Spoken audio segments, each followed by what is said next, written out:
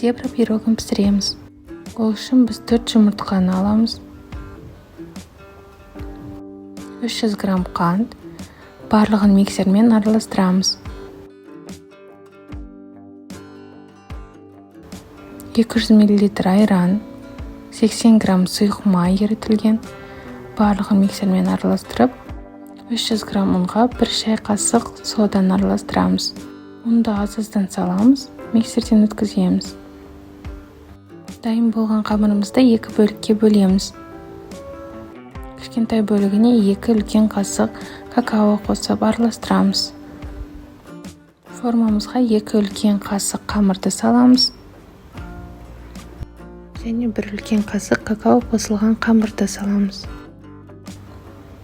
Кезек-кезек салып отырамыз осылай.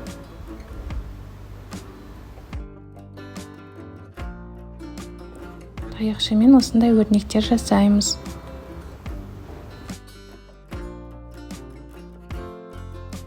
Қызып тұрған пеште 180 градуста 40-45 минут пісіріп аламыз. Мінекей біздің пирогымыз дайын болды. Пирог өте жұмсақ болады және тез дайындалады.